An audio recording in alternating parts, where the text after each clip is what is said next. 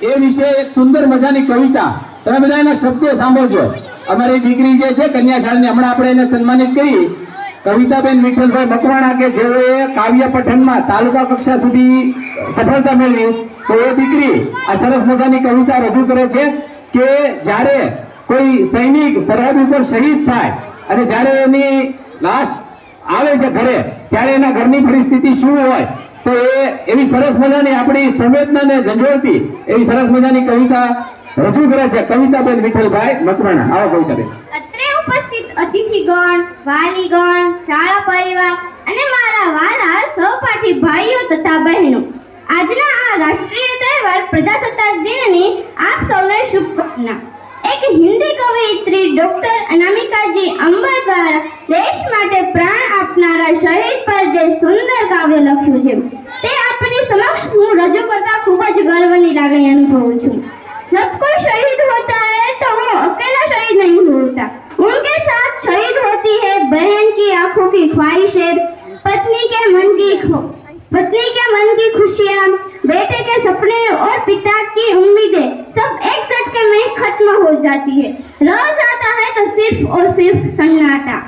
इस काव्य का शीर्षक है शहीद के बेटे ने माँ से किए सवाल, सुनिएगा जरूर।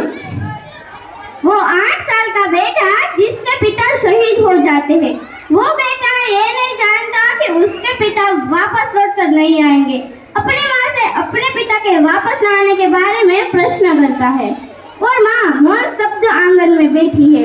मैं प्रारंभ करती हूँ, सुनिएगा।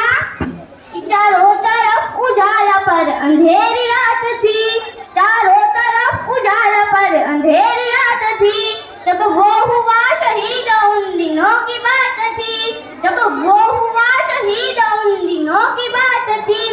आंगन में बैठा बेटा माँ से पूछे बार बार, दीपावली पे क्यों ना आए पापा आपकी बार। आंगन में बैठा बेटा माँ से पूछे बार बार, दीपावली पे क्यों ना आए पापा आपकी बार, दीपावली पे क्यों ना आए पापा आपकी बार। बेटा थोड़ी देर के लिए बाहर खेलने जाता है, अपने मित्रों के पिता द्वारा लाए गए फारों को देखता है। उसके पहले वो अपनी माँ की 2-3 दिनों से स्थिति को देखता है और माँ से क्या कहता है, सुनिएगा।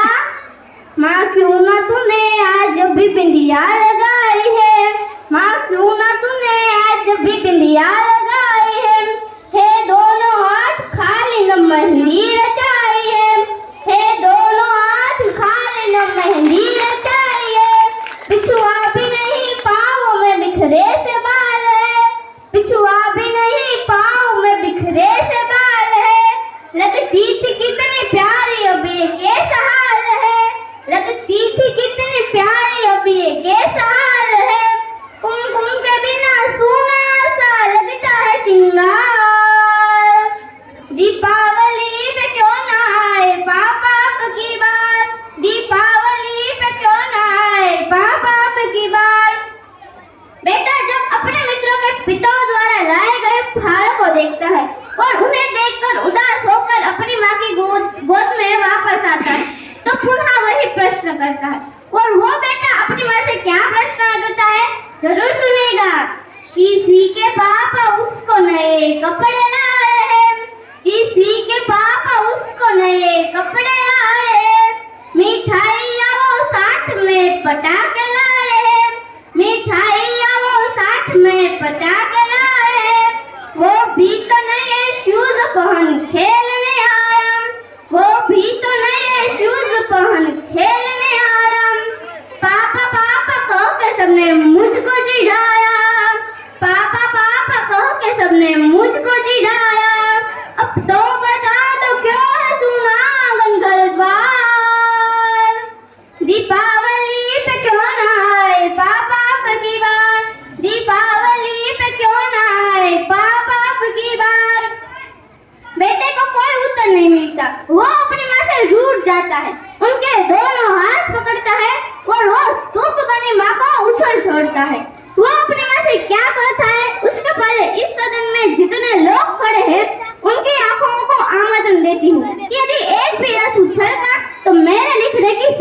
कथा होगी। वो बेटा अपनी माँ से क्या कहता है जरूर सुनिएगा। 2 दिन हुए हैं तूने कहानी न सुनाई, 2 दिन हुए हैं तूने कहानी न सुनाई, हर बार की तरह न तूने खीर बनाई। 2 दिन हुए हैं तूने कहानी न सुनाई, हर बार की तरह न तूने खीर बनाई। आने दो पाप से मैं सारी बात कहूँगा, आने दो पाप से मैं सारी बात कहूँगा, तुमसे न बोलूँगा न तुम्हारी मैं सुनूँगा। आने दो पाप से मैं सारी बात कहूँगा, तुमसे न बोलूँगा न तुम्हारी मैं सुनूँगा।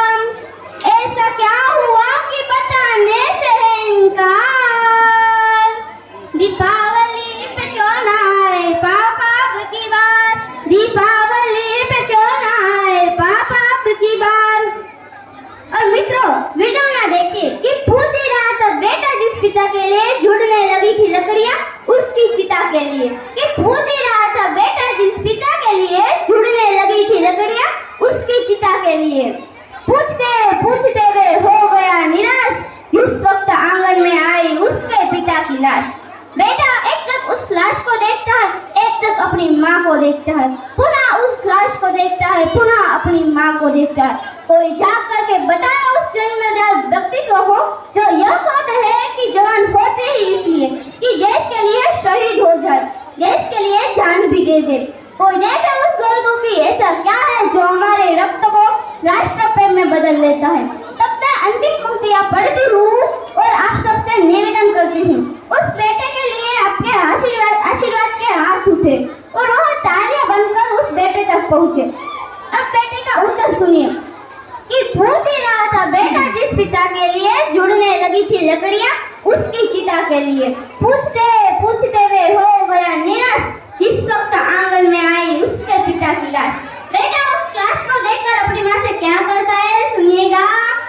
मत हो निराश माँ मुझे जवाब में